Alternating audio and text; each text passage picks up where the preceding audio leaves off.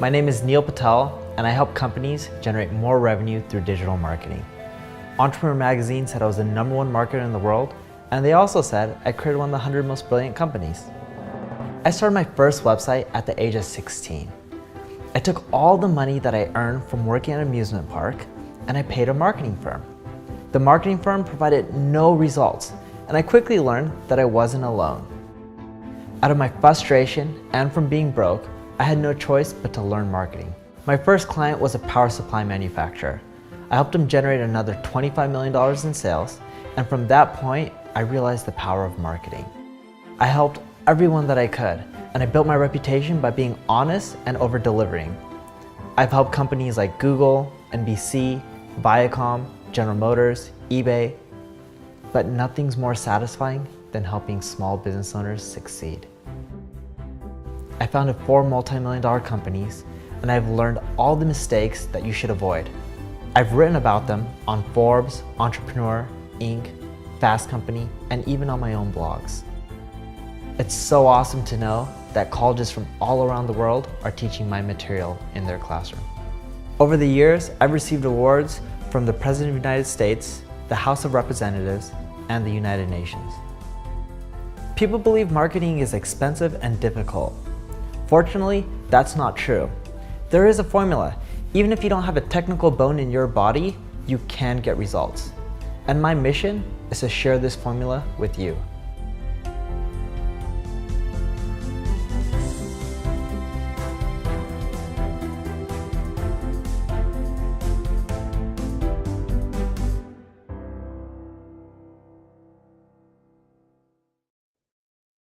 All right. Hello, everyone. Today's webinar is just me. Colin will help with the Q&A, but we're going to be picking my brain in essence. Hence, it's mainly just me today. A little bit under the weather, so sorry if I cough or anything like that during the webinar. So, as I mentioned, today we're going to be talking about a lot of the questions that I just get asked on a daily basis. And I wanted to cover them because it's applicable to more than just the people that are asking it to me. So a little bit about me. My name is Neil Patel. I have a lot of awards and accolades. Doesn't mean I'm successful or anything like that. It's just more so the strategies, the tactics, a lot of them have worked well over the years. Hence, I've won a lot of these awards. I run an ad agency called NP Digital that I'm a co-founder of. We're almost at 1,000 employees. I think we crossed 1,000 in July-ish sometime. We're in quite a few different countries and again have won a lot of awards for the strategies and tactics. A lot of my calls that I do on a daily basis cover a lot of the same things, like how do I get more leads, or how do I drive more profit, or how do I improve the return on my return on ad spend? How can I get better results from content marketing? And the list goes on and on. So today what I wanted to do is answer some of the basic questions, as well as some of the more advanced ones as well, and then go into Q&A quite a bit where you guys can ask anything and answer those as well.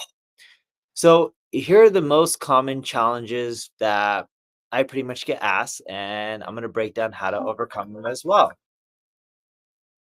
The first one is, how can I get more leads and drive more profit? And this is really common. And the main reason it's common is because who doesn't want more traffic and more sales and more revenue and it being more profitable?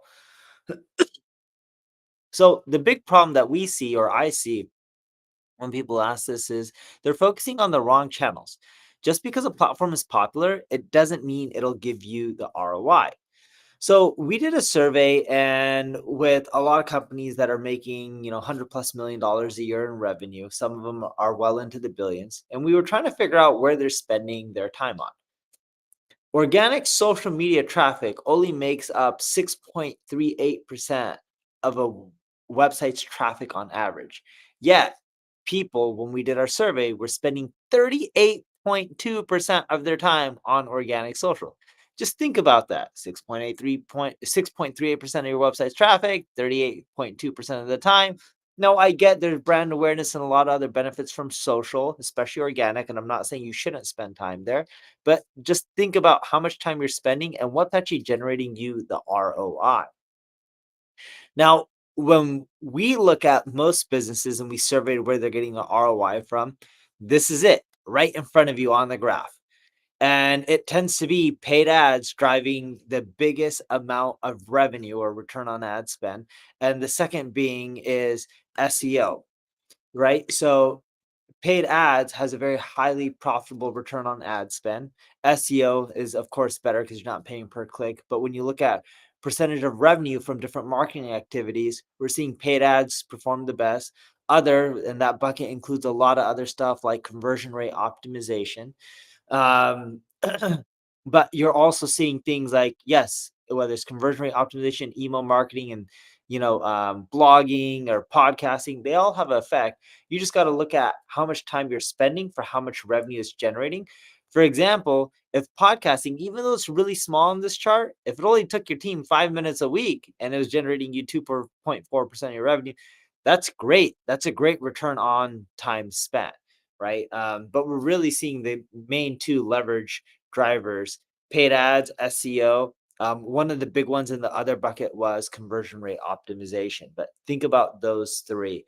Email's also a massive one as well. Another channel that a lot of people take for granted is search engines. And the reason being is with the rise of Chat GPT, we're seeing a lot of people being like, search, is it dead? Can we just use Chat GPT instead?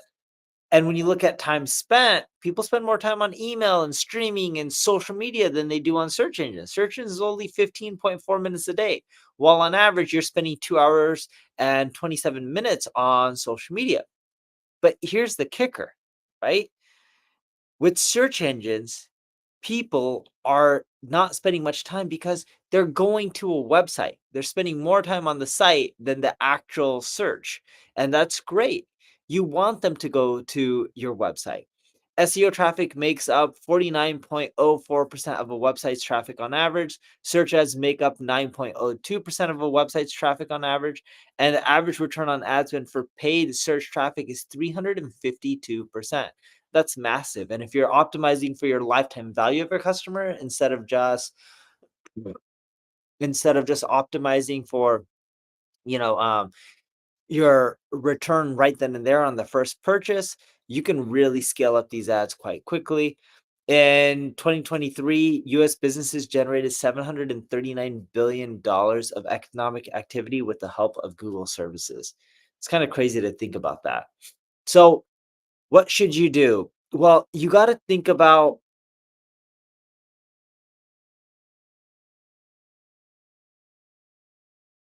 for example, website, it's a very effective channel.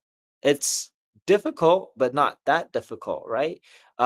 Organic search is difficult. It could do really well. Organic social media is difficult and it can do well too. And you got to start just looking at all these channels and what's easy and hard to implement. And it's going to vary. This is just average from ascend2.com. And when I say it's just average, the reason I want to point that out is I myself got started in organic search. So organic search is easier for me than most channels. I eventually picked up paid and I'm good at paid now. It took me many, many years to get good at paid, but still, I started with organic search. I also am better at organic social than I am at paid search because I spend more time on organic social than paid search. Now, my team, on the other hand, we're getting close to 1,000 people. The team, we have amazing people at paid search and they're better than me at that, right? So they focus on what they're good at. But think about what your skill sets are, where you're naturally good, and double down there first. You also want to be leveraging more and more channels. In 2024, according to Demand Sage, the average person on 6.6 social networks.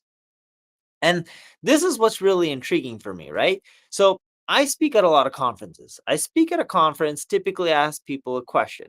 And one of the questions I ask the audience, and I do this because I speak in so many different countries, and I'm just curious to see what people say. I'll ask, How many of you guys are on Instagram? How many of you are on TikTok? And most people are raising their hands for Instagram or TikTok. If they're in India, they're not on TikTok because it's banned. Maybe they're on Josh, which is their version of TikTok. And but most people will say they're on Instagram or TikTok or both. And then when I ask people in the room, typically, are you on Facebook? It's crickets. Very few people raise their hand. But just because people are telling you one thing, it doesn't mean it's true. And I'll give you a quick stat. Did you know that Facebook Meta currently generates more revenue from Facebook than they do from Instagram? Now, I believe that will change over time because Instagram is growing much faster, but it just shows just because people are saying something doesn't necessarily mean you should just follow what they're saying blindly, right? The stats and data show people still use Facebook and there's a lot of money to be made there, especially with paid ads on Facebook. But think about what networks you're on and leverage at least 6 of them. I'll go down on the scale. Typically, people round up when it's above, zero point 0.5. So instead of saying 6.6 means you should be on 7, I'll let you round down. Go with 6. If you're just on 6, that's a good start. I myself use X, I use YouTube, I use Facebook, Instagram, TikTok, and LinkedIn. Those are my 6 that I spend my time on. I know there's always new platforms, but there was one that came out a while ago. I think it was like Air Chat or something like that. I forgot the exact name of it. Signed up, only use it for 2 minutes. Threads, my team uses and they post as me. I don't really log into Threads, so that would be my seventh one. But the other 6, I actually log into myself. And you want to look beyond the big 3, right? So everyone looks at just the most popular social networks, but the big 3 tend to have the most competition. When I say big 3, I'm talking about Facebook, Instagram, and YouTube. They have the most competition and they tend to be more expensive. When we did a study to see which social channels have the highest return on ad spend, X was the winner. Now, can you scale up X like you can scale up Facebook? No, but use it for as much as you can and generate as much ROI as you can and call it a day and just, move on and sprinkle in as many networks as possible as long as they're profitable. So we like looking at all the value ones as well because you can end up generating a lot of ROI on those networks, even if it's not volume. But you start adding 4, 5, 6 of them up, the volume really starts adding up when you use multiple platforms and combine them together. The other thing that I'm seeing a problem is with social media. Most people look at social media as top of funnel. That is really inaccurate. Social media can be used for top, middle, and bottom of funnel, and you can make sales from all of them. This image, breaks down a funnel and I give you ideas for top, middle, and bottom. Like top is just posting short form videos, educating people on your industry, your products, or your services. And middle, you can also create educational based content, but you can also do things like talk about your product or services or promote a specific webinar or ebooks or landing page for opt in. And bottom of funnel, my favorite one is you just go live like on Instagram and you educate, but when you're educating, sell your product. Tell people where to go, offer them a unique deal. Try not to be too pushy when you're selling. Try to really help people more than selling, and we found that to work really well. I also repurpose my content. If you look at what I do on Instagram, LinkedIn, TikTok, ignore the blue sweater. I've been wearing the blue sweater a lot. Plus, I have 4 of the same exact blue sweater. I don't know why I buy 4 of them. Waste of money, but when I like something, I just buy as many as I can find. And so, some issue with that I have. I always fear that things are going to go away. But either way, you can repurpose, right? And as you can see here by the Steve Jobs image in the background, it's pretty much the same video and it works quite well. So what should you do? Well, first off, adapt your content to different platforms. You'll find that when you repurpose, something on TikTok may not work as well on Instagram and vice versa. We find TikTok users prefer more basic content. X is the opposite. They want more advanced. Instagram is somewhere in between. LinkedIn, we see them liking everything, and it's not because we think they like everything, it's because we think LinkedIn, based on the data, doesn't have that many people submitting content, so they're just the most flexible platform out there. You also want to consider boosting your engagement. You want to stay aware of any trends. And when I say trends, I'm not talking about a specific music track that's in the background of your video or a dancing trend. Make sure you're leveraging trends that are relevant for you and your business. If you end up just talking about any random thing, then you're just not going to generate sales and revenue, even if you get the views. Example of a trend that you could leverage is, I don't know if you've seen on Instagram, people will say like, I was, you know, today I learned, or I was X years old and I learned. And a lot of people put like, I was today years old and I ended up learning for the very first time that, you can poke a lemon with a toothpick at the very end, at the butt of the lemon, right? I think it's called the butt of the lemon. And then you squeeze it and all the juice comes out without making a mess. Now, that's a popular trend. I can talk about that and I can say, it's today's years old where I learned this hack in marketing, and I can talk about a marketing hack and be like, cool, if you want help implementing it, reach out to my ad agency, NP Digital. That's an example of leveraging a trend that could be used for B2B or B2C, while a dancing trend would be really hard to leverage. Here's another problem. Your website visitors aren't converting. And according to HubSpot, 96% of visitors that come to your website are not ready to buy. You're lucky if you're getting a 4% conversion rate. Most people that we see are averaging less than a 1% conversion rate.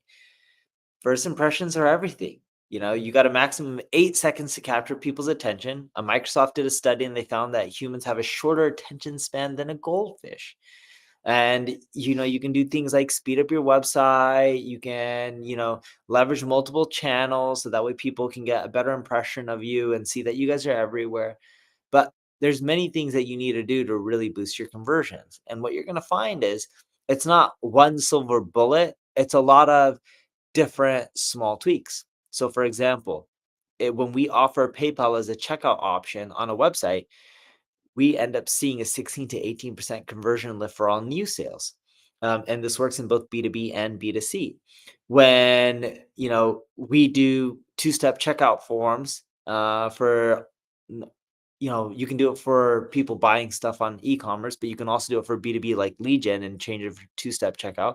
We see around like a 9% increase in leads captured or sales, right? If you're Amazon, you don't necessarily need to do that. You have the brand awareness, or if you're using the Shopify experience, it makes it really usable. So that's worth testing and checking out as well. But having two steps, you get part of their information up front, and then you can remarket to them through email, which is where we're seeing a lot of the pickups in revenue because you deal with abandoned cart issues, right? And there's also a landing page. And how's your landing page laid out? Do you have a video? Do you have a catchy headline? Do you have a secondary headline? Do you have testimonials? All this kind of stuff impacts your conversion rates. And if you're not using these things correctly, well, people are going to go on the landing page and just bounce right back off. I mentioned video on the previous slide. This is really important. I wish I had the graph in front of me, but one of the biggest changes in SERPs from 2023 to 2024 in Google so far has been video. And when we analyze over 1,000 searches on Google, we were recording like users with their permission, of course, and they're a part of the study. When a video was above the fold, no joke, more than 60% of the time it was just clicked. Right? Videos are engaging. We see them work really well on landing pages too. Product videos can increase purchase of a product by 144%, according to Internet Retailer. Really consider having videos where it makes sense. And some people believe that, oh, videos on web pages aren't great. You're not going to rank as well in Google. Well, Google how to tie a tie. No one wants to end up seeing an article with 1,000 words on how to tie a tie. They want to see either animated GIFs like images, or they want to just see a video on how to tie a tie. So what are some things that you can do to boost your conversions? Well, implement chat now. We've seen that increase form fills and VWO has seen it increase up to 31%. We haven't seen it that high, but we're seeing it in the mid 20s to high 20s, but still, mid 20s, high 20s, even 31%. It's pretty crazy. And keep in mind, VWO, their software just helps people run A/B tests. So they have tons and tons of data. You want to add testimonials, social proof, and other credible indicators. You want to include a pain point and a headline. It really increases clicks and form submissions. You want to use natural language that's more conversational. Don't write for someone who graduated Harvard or MIT and is really like a brainiac. If the average person can't understand what you're writing, you're kind of screwed. You want to make sure that your website is responsive, so that way it works for both mobile devices, iPads, and all the types of devices out there. And the reason you want to make it responsive is devices change. Like, for example, today Apple announced new iPads, new sizes. The last thing you want is your website to be like, okay, there's a new device coming out. We got to rejigger it. Nah, no one wants to deal with that. You just want to adjust it, so then that way or you want to have a responsive website, so automatically adjust based on the screen size. You don't have to keep redesigning or recreating a website as well. So the next question I get that's quite often is, how can I improve my return on ad spend? Well, first off, you don't need to outspend your competition. I don't care if you're a $50 billion company, $100 billion company, $1 trillion company, or a $1 million company. In most cases, there's someone out there with more money who can outspend you. And some of these people, no joke, don't track their ROI and they don't care and they do it for branding. So don't try to outspend your competition. Your goal should be to figure out how to win by spending less money, not more money. Okay. And I want to show you a few things. The first off is you need to focus on conversions. So we've been using Google's Performance Max for a long time. I know it's been out for a bit. It's been out longer than most people even know because they had a beta program that went for a while. What we found is if you feed Performance Max your conversions, it doesn't work too well. They generate you a lot of junk conversions. On the flip side, if you feed them your optimal conversions, so let's say I have 100 conversions on my website and 20 of them or 30 of them are junk. I would take the junk ones, not show Performance Max those. I would take the 70 that are good or whatever the remaining amount that are good and show Performance Max that these are conversions. So then that way they optimize for what's good and not what's crap. And when we do that, we've seen Performance Max really shine and help. But if you just feed everything as a conversion, even if it's junk, Performance Max will optimize to give you more of that junk. You also want to study user behavior in Google Analytics 4 to understand the needs and the wants of people, how they're engaging with your website, where they're coming from. All these things will help you. I also recommend that you survey people. There's quantitative data that you see like in GA4. There's qualitative data, which is the data you get from talking and conversing with people. That kind of data, it's super important that you just talk to people, because if you talk to enough people, they'll give you insights on what they don't like. And if you fix that, you typically will get more conversions. You should also try, and this has worked really well because paid ads can become really expensive, give away something for free. In many cases, giving away something for free produces better results than paying for the marketing. So Orabrush is a tongue cleaner company. They gave away free tongue cleaners. They made money by upselling mouthwash and toothbrushes and all this other stuff. And then the company eventually ended up selling, I think, to like Dentec or something like that. But it's a really good strategy. We do this at NP Digital, my ad agency, where we give away Uber sets and ads to the public largely for free. And we'll sell them on consulting services. And the models worked out really well. If you're struggling with your ads, you can always scan the QR code and check out our ads grader tool, which can help figure out how well your ads are performing based on all the other data that we've seen in benchmarks. But look, the key again isn't to spend more, it's to be smarter with your money. And I found out in many cases, giving away stuff for free is cheaper than spending money on ads, because ads keep rising in cost. No joke, year over year, quarter over quarter. So just be careful with that. Question 3: how can I get better results from content marketing? So if your content is flopping, don't worry. You know, yes, Bill Gates once said content is king, but the real issue is now everyone's created tons of content. When Bill Gates said that, there wasn't as much content on the web. So the key now is high quality, amazing, unique content.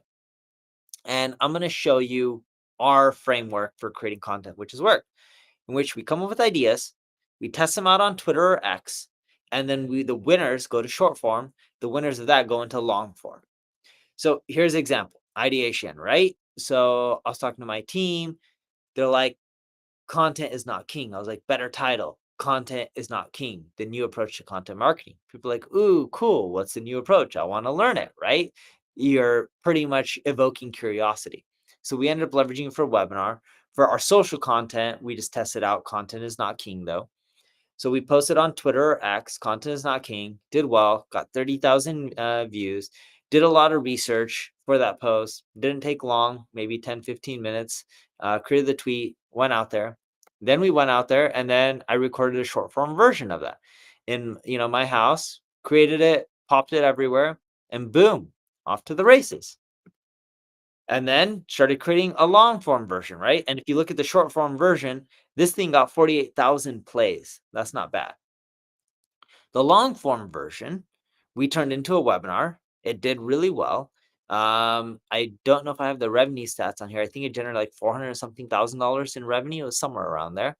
Uh, Lives did really well, 51.2% better than our normal live webinars. And we also grew our subscribers through it as well. So the model that we end up using is you install Tweet Hunter. So that way, when you're browsing X or Twitter, you can see popular stuff that other people have seen. The issue, though, with how people use Tweet Hunter is it automatically sorts from all time. You don't want that because what people put on Twitter 5 years ago, even if it was really popular, algorithms and things change. You want to look at the recent stuff on Tweet Hunter. There's a tab on there. So on the right side, you just click like recent and you can see the recent stuff people put out that hit. And then from there, you end up coming up with your own ideas. You then post that on X 2 to 3 times a day. The stuff that you found from Tweet Hunter should inspire you. And then from there, you take your winning versions on X and then you turn them into short form videos. You can read them line for line, like I do with mine. And then you take your winning short form and turn them into blog posts and webinars and, maybe ebooks and courses. And we find that to do really well. And you, of course, post that short form videos on Facebook, LinkedIn, YouTube, TikTok, and Instagram. For the description, we just copy and paste what we use in our X posts. And as I mentioned, we turn the short form videos into blog posts. We take the winning from the week of short forms and we have that as a blog post for the week. And we send out an email blast when we release our blog post. And then we create at least one webinar a month based on what was most popular on X. Another problem that we're seeing when it comes to content, and this is why people aren't succeeding as well. We surveyed 1,051 marketers.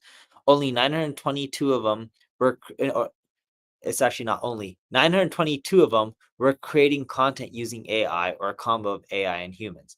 It was only 129 that were creating content through humans versus AI. It's kind of crazy to think about, right? It's a little bit more than 10% were creating content through humans, while the rest were using a form of AI or AI combined with humans. That's a big problem. And this graph explains why. So we took 744 articles, popped them on 68 websites. Half of them were written by AI. Humans had to modify a little bit. The other half were written by humans. The blue line is AI content. The orange line is human content. The human content after 5 months was generating roughly 5 times the amount of traffic. Now, you could say, hey, Neil, I can crank out AI content super fast. So for minutes spent, I'm generating more traffic. Not really. We also tracked how long you spent to create AI content because you got to come up with ideation, put it into a prompt, or create prompts to get the ideas or come up with ideas yourself and then put in prompts to write the articles. Once you get it out, you have to modify a little bit, put it into the CMS, click publish, maybe add some images. So when we looked at how much time you spend writing it versus AI, what we found is per minute spent, the human written content is still generating more traffic. And if that doesn't convince you, this is from Google. If a large chunk of your content on your website is crap, it can affect your whole site, not just the crap content in and of itself. What I would do is leverage double EAT, experience, expertise, authority, and trust. Stop writing regurgitated information. No one wants to read that. Make sure humans go over your content. You can use AI. We use AI a lot for like the research. You can use it for help with ideation. You can even use it for help with writing. But when we do that, we use humans to modify quite a bit because just the quality isn't there with AI yet. The other big issue that we see with content is people just create it, but they don't really focus on promoting it. There are over 600 million active blogs and 70 new million blog posts are published on WordPress. That's not the only blogging platform, but just the WordPress stat, which is all we were able to find, are published each and every single month. 44% of bloggers publish new content on a monthly basis and roughly by 3 to 6 times a month. It's not about how many times you're posting. Sure, the more the better, but you got to make sure the content quality is there if you want to post frequently as well. So what should you do? You should focus on more energy on promoting your content than just creating it. And if you look at us, we spend 80% of our time promoting our content, 20% creating. We also spend a lot of time updating content. When you update it, it tends to do better. This is why Wikipedia keeps getting traffic. Search for anything. Chances are you're going to see Wikipedia on page one. We'll send out email blasts. We will send out push notifications. We'll send out text messages. All this stuff really helps. Question 4. What can I do if I don't have a large marketing budget? You just think outside the box. My favorite strategy is you give away stuff that people are used to paying for. And if you don't have a large budget, you can give away a lot of stuff for pennies on the dollar. So you can gather leads through gated content, webinars, white papers, all that kind of stuff. If you make your content really good, people will give you their information. If I was doing industry reports and white papers and webinars, I try to like give a preview of some of it. So that way people are more likely to give their email address. I found that to be super effective. I give away tons of free tools. I found that to be effective. You can buy them. You can go to like sites like Code Canyon, buy them for $10, 20, $30, or you can use tools like ChatGPT to help you create it. ChatGPT built the game of Pong in less than 60 seconds to give you an idea of how good it is. You also can turn your best performing content to lead magnets. You can, hire an engineer from a different country where the labor may be cheaper to help you give away something for free. And the key with giving away something for free, and this has built our business as one of the fastest growing agencies around the world, the key is just find stuff that people are used to paying for. Give that away for free and you'll do well. You also want to stop ignoring opportunities out there that are really good, such as influencer marketing. So I got a buddy. His name is Mike. He runs a site called Legion Athletics. It's a sports nutrition company. They have like protein powder, become buff. As you can tell, I don't really take tons of protein powder, but I do take a lot of his supplements like fish oil and stuff like that. And amazing product. So Mike is an influencer. He has a podcast, social profiles, blog, you name it, right? Mike's and this is a company that's generating millions and millions in revenue per month, right? Like it's a good sized business and they're profitable. And they all bootstrap, so no investors or anything like that. So when you look at Mike was able to generate all this revenue, okay? And he leveraged his own influence. But he also did other things like Amazon marketing, SEO, email marketing, and the list goes on and on. Now, when you think about influencers, he has both influencers who are bought influencers, like micro influencers, and he himself is an influencer. On a monthly basis, his own profiles for trackable revenue account for $30,000 to $40,000 a month in the revenue. It's not bad. It's not a big chunk of their revenue. They do millions a month, right? So it's not even 5% or anything near there. On the flip side, micro influencers, and he has around 750 of them, generates him $400,000 to $500,000 a month of trackable revenue. Now, I know you could end up saying, hey, his portfolio generates 30 to 40 of trackable revenue per month, 30 to 40,000. So it's probably more. But the micro influencers using the trackable revenue is 400,000 to 500,000 of trackable revenue. So there's probably more than that he's not able to track as well. Revenue per micro influencer is less than what Mike is generating on his own through his own profile. But he has now taken away key man risk in which the business isn't reliant on him. And there's so many more things that are happening because he's leveraging other influencers. The brand's growing faster. He's getting more notoriety. He can expand into other type of fitness influencers, not just ones that are doing weightlifting. Like he can find ones that are into yoga or Pilates or anything like that. So it can give him a bigger market. And it's been a much more effective strategy. You can find influencers out everywhere. There's a lot of places where you can find them. Here are some of them. I like just browsing the social sites myself. You can find a lot of influencers through there. You can work with agencies like ours, NP Digital, where we have access to influencers in pretty much any market. But this is all stuff that's worth testing. And we're seeing influencer marketing being one of the most profitable channels out there, but yet companies don't leverage them because it's not as easy as clicking a few buttons, but it is highly profitable. Here's an example of some micro influencer costs. Again, this is worth checking out. This is just rough ranges. It varies a lot per region and per industry. You know, when I look at Mike from Legion Athletics, he's not paying these kind of rates and he's doing really, really well from it. And his influencers are happy. But again, it depends what industry you're in. I'm in B2B. You'll pay someone more than you would for a B2C product that you sell for 20, 30, $40. So what should you do when it comes to influencer marketing? Well, focus on influencers between 10,000 and 250,000 followers. If you start finding ones that are like the Kardashians, the ROI doesn't pan out. We haven't seen it pan out.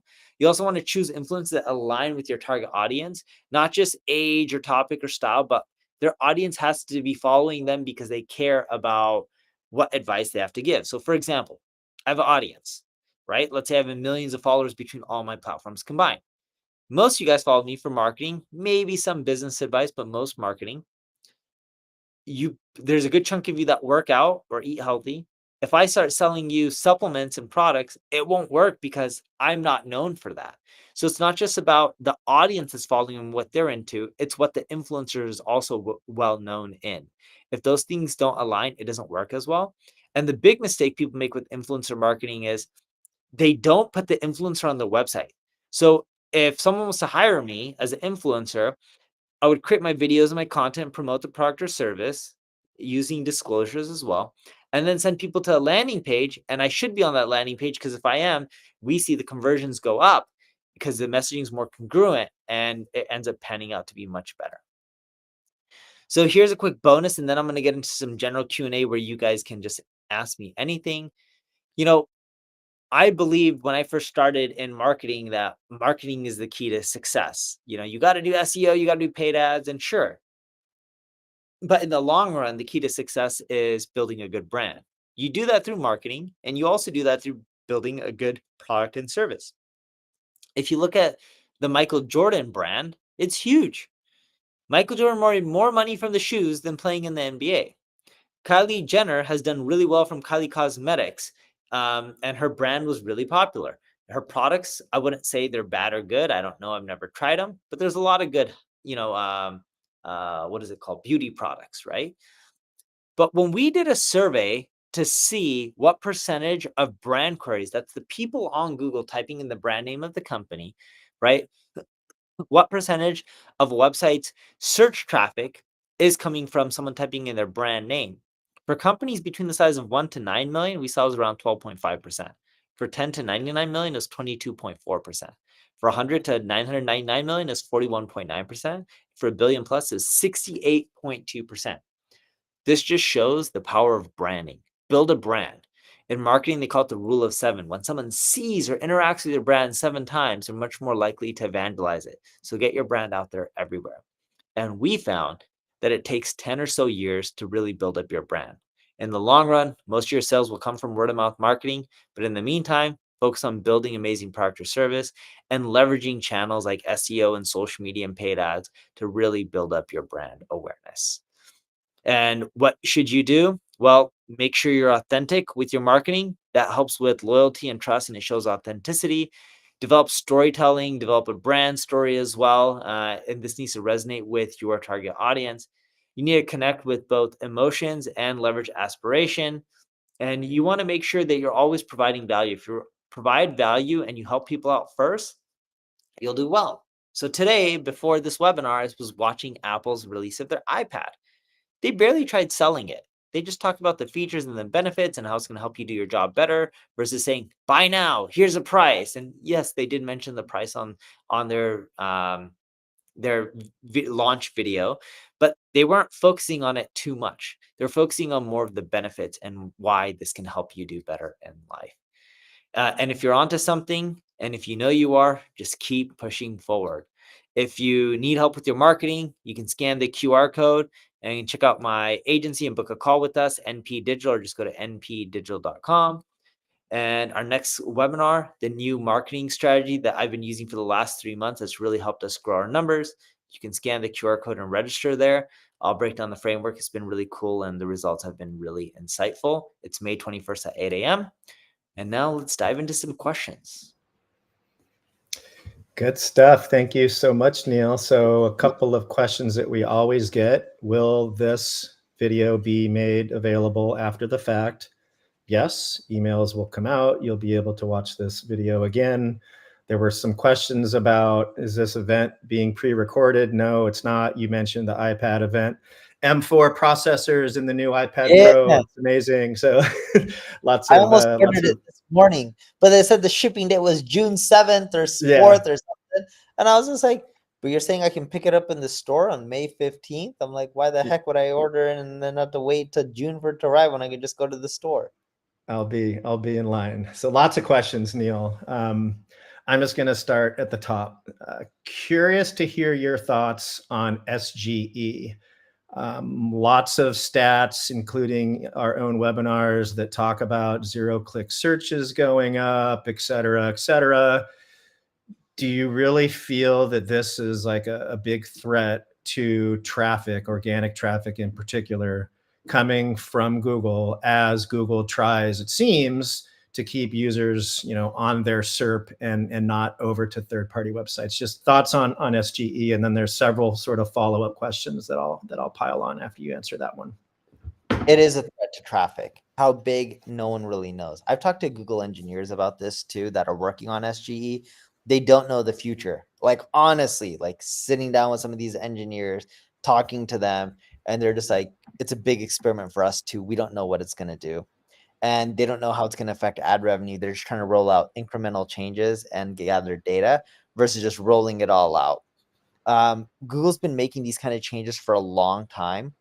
This is just the next iteration of them. Will it affect traffic? Yes. How much? I don't know. But it will affect traffic. It's very unlikely that it doesn't affect traffic. Yeah, and then there was another one that's definitely relevant. Tell me about generative engine optimization, GEO. Do you think that that's going to be an acronym that sort of sticks around? Is it going to be SEO? Like, are there different things that folks in the audience should be considering if we're talking about optimizing specifically, for the generative engine? What are the differences? Are there any? Yeah, so GEO, I don't know if the term's going to stick around. It could just be SEO, just involves and includes AI platforms like, ChatGPT or Google and all the AI results that they're putting. But it was funny. We did a graph on this. I want to see if I can end up pulling up graph, AI, SEO, Chat, GPT. Where is it? Neil Patel. Using will impact search. Let's see. Oh, how to rank on Chat GPT. Neil Patel. I think that was the title of my article. All right. So check out this graph right here. I'm going to share my screen again. Okay, so if you can see this chart. Now, keep in mind, Chat GPT, Bard, etc. They're getting more and more real time. Gemini is actually real time. Not Bard, they changed the name. For Chat GPT, it can be real time as well. when you look at this, we're finding that the recommending products, these are the factors. We looked at 82 ranking factors. These are the factors that we're seeing that affects them recommending a website or a product or service. And a lot of this is also similar to traditional SEO practices and factors as well. So hopefully that helps you guys out. Awesome. Thank you.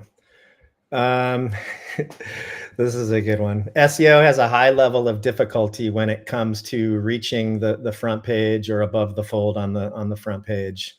Sometimes it seems impossible. What do I tell my clients? I can tell you what we tell our clients, but I'm sure that everybody would prefer hearing that from you, Neil, and not myself. Well, first off, we tell them it's a long-term approach and strategy, which it genuinely is. You're not going to get instant results in the first week or two.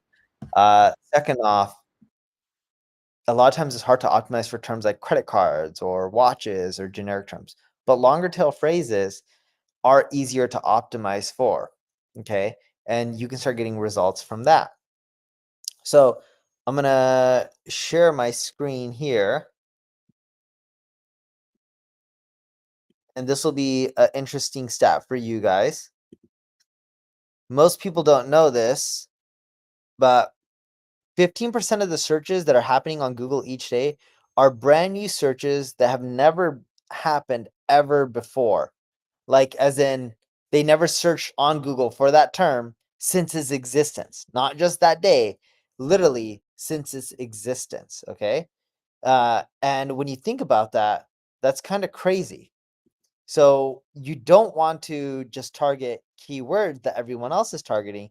You want to target new keywords that people haven't targeted before, because if you do that, you're more likely to generate more and more traffic that isn't as competitive. And we found that to be super effective. So when I look, and I just had to unshare my screen for a quick bit because I was logging in. It didn't show my password anyways, but just to be careful. So if I type in a keyword like marketing, I can end up seeing all the new variations, right, that people are typing in that's being pulled from Google search, so that are prepositions, that are questions, comparisons. And these terms aren't as competitive, and they can start getting you some traction today. So they're definitely worth checking out, and you'll see lots and lots of keywords. Some will be relevant for your business, some of them are not. But if you start targeting keywords like that, you can start showing your clients results quicker. And then over time, you can start going after more of the competitive ones as you build up more authority. Yeah, that's how you build topical relevance for like the big, most important head term is you have content that supports, all the longer tail queries that are topically relevant to the root phrase. So that's amazing and a huge Answer the Public fan. Here's another one. In a recent Google update, how has AI content been penalized by the algorithm? So we saw some stats that show that human written content seems to perform better than the AI written content. Do we know any specifics about that? Is it plagiarism? Is it just not factually accurate? Is it poorly written? Do we have any insights into like why the AI content isn't performing as well as let's call it the real content written, by a human being? Yeah, sure. So not all AI content has gone a hit, right? They're not just targeting AI, they're just targeting non-helpful content. And if it's AI written and it's amazing, you can do well. But when we look at sites that were hit, we actually focused largely on a lot of the AI sites, and then we looked at the AI sites that were performing better. The ones that were performing better, A, they continually updated their content. B, they were going much more in depth. So if you look at a lot of the content that AI pushes out, it skims the surface.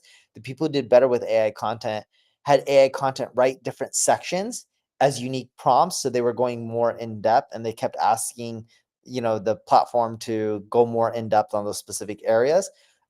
So kept updating the content, went more in depth, had humans modify the content, make it more original, and add in new stuff.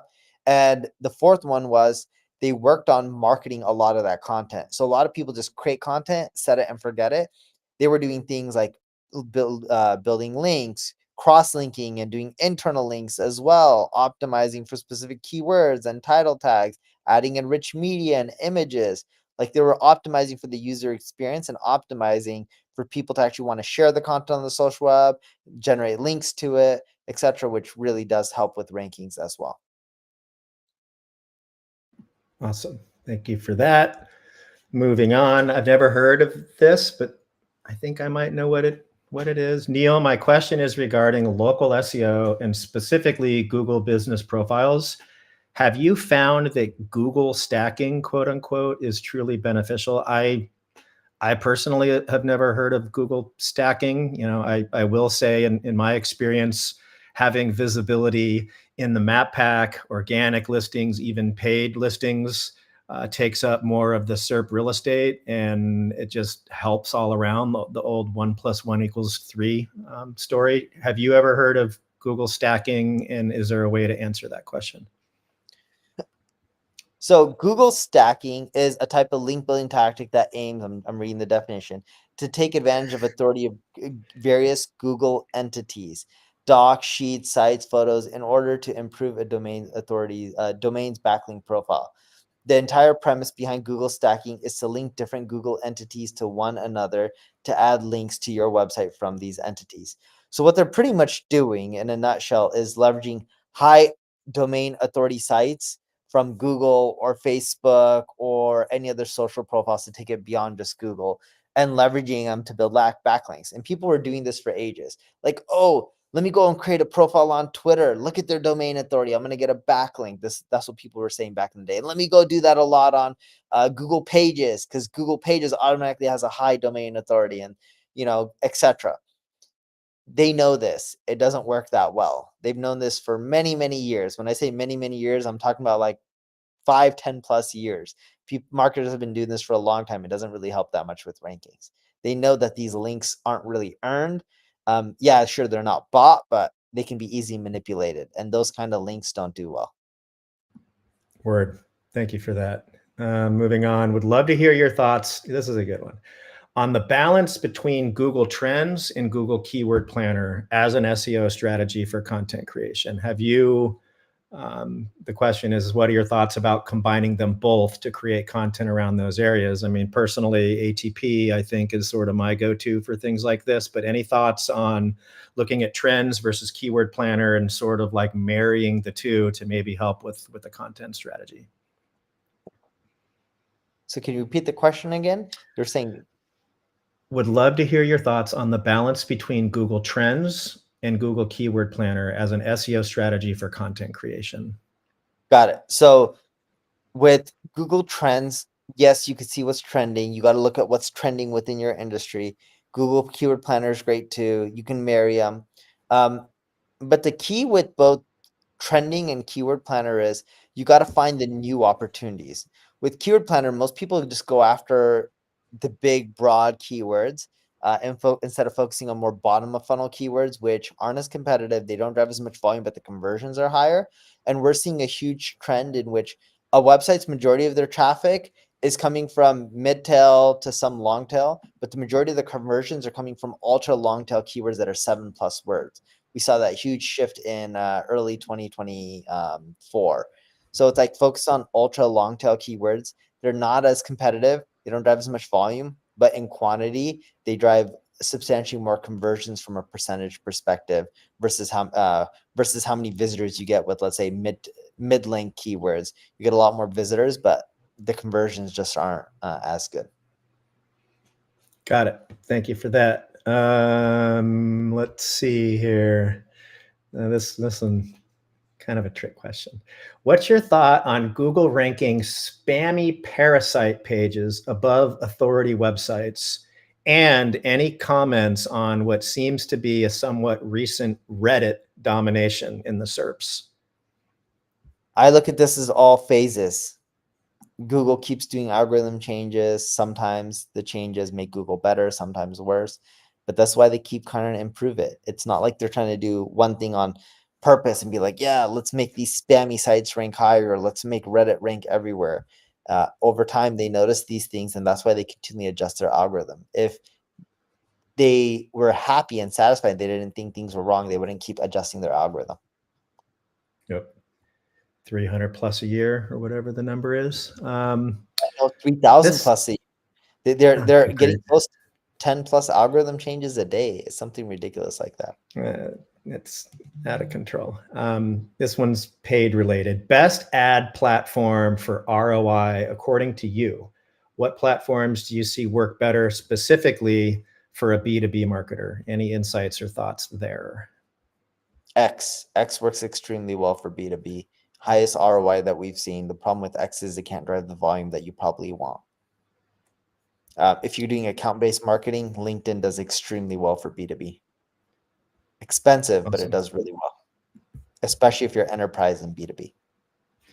And speaking of all these different platforms, do you make different content for each platform, or do you post the same content, maybe just repurposed for the individual platforms?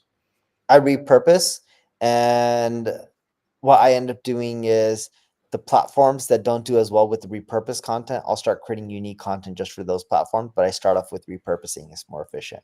And then when the data shows you that the repurposing is not working, then you would go and adjust, but you don't adjust without testing it first. Awesome. So in general, and I don't know if this question's, well, it says articles, but just in general, are there better days of the week, times of the day, frequency recommendations for posting anything, whether it's posting a blog or posting in social spaces? Are there better, should you do it on a Monday morning when everyone's sitting down with a cup of coffee? Do you do it during lunch? Like, any insights into like when we should be posting content, day and time to get the biggest bang for the buck? Blogging, if you already have a blog, post at least once a week, spend 2-3 times a week updating your old popular content. If you have a new blog, spend 2 to 3 times a week posting new content.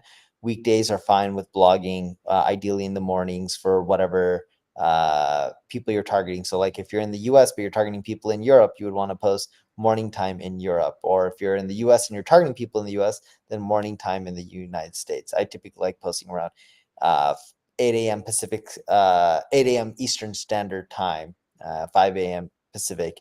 We mainly target people in the US, but these days we target them globally. For social media, almost all platforms, I try to post at least once a day. Some platforms like LinkedIn, if you post twice a day, it doesn't do as well. X, you can post as many times as you want per day, but once a day is a good approach. Again, try to post in the morning, targeting your ideal customer for the whatever time zone your region you're targeting, right? So if I'm targeting people in India, I would post in the morning in India. If I'm targeting people in the US, I'll do in the morning in US. If I'm targeting people all around the world, pick a time, pick the morning for wherever you are, whatever region generates you most of revenue. This might be a tough question.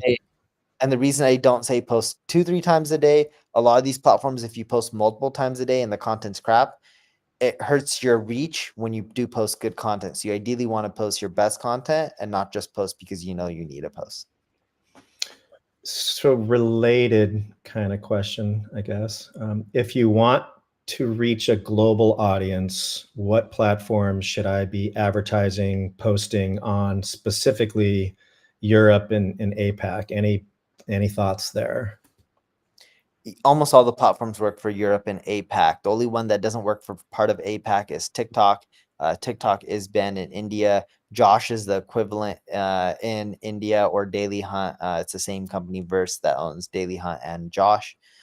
But yes, Facebook, Instagram, or Meta suite of products, X, LinkedIn, blogging, all these platforms, SEO, email, they're all effective for Europe and APAC. Last one, and we're at the top of the hour. I had to squeeze this one. Hey, Neil, I wanted your opinion. Should my toxic backlinks be disavowed, or should we just let them ride? Typically, Google's pretty good at ignoring the bad backlinks. If you feel that they're not ignoring and they're hurting you, you can disavow them through Search Console. I think Search Console still has it. I could be wrong. Disavow. Do they still have it? I think so. Yeah, it looks like they still do have it. But the reason I was checking on this is, no joke, Google is really good at fighting negative SEO. They've improved a lot on this over the years. And they used to have a big web spam team that Matt Cutts used to run, and they would just go and whack sites and stuff like that. But they shifted to over time just saying, hey, you can spend your time building and wasting all this money on building these bad backlinks. We'll let you waste them, waste all this money and time, and we're just going to ignore them. And what they found is cause webmasters spend a lot of money, and then they spend more money on paid ads. And that has been an effective business strategy for them. Yeah, there you go. Do no evil. That's all we have time for. Thank you so much, Neil. And thanks everyone for all the questions for this live webinar. Yeah, that's right. And if you guys need help with your marketing, check out our ad agency, NP Digital. Take care. Bye all. Have a good week. My name is Neil Patel, and I help companies generate more revenue through digital marketing. Entrepreneur Magazine said I was the #1 marketer in the world, and they also said I created one of the 100 most brilliant companies. I started my first website at the age of 16. I took all the money that I earned from working at an amusement park, and I paid a marketing firm. The marketing firm provided no results, and I quickly learned that I wasn't alone. Out of my frustration and from being broke, I had no choice but to learn marketing. My first client was a power supply manufacturer. I helped them generate another $25 million in sales, and from that point, I realized the power of marketing. I helped everyone that I could, and I built my reputation by being honest and over-delivering. I've helped companies like Google, NBC, Viacom, General Motors, eBay, but nothing's more satisfying than helping small business owners succeed. I founded 4 multi-million-dollar companies, and I've learned all the mistakes that you should avoid. I've written about them on Forbes, Entrepreneur, Inc., Fast Company, and even on my own blogs. It's so awesome to know that colleges from all around the world are teaching my material in their classroom. Over the years, I've received awards from the President of the United States, the House of Representatives, and the United Nations. People believe marketing is expensive and difficult. Fortunately, that's not true. There is a formula. Even if you don't have a technical bone in your body, you can get results. And my mission is to share this formula with you.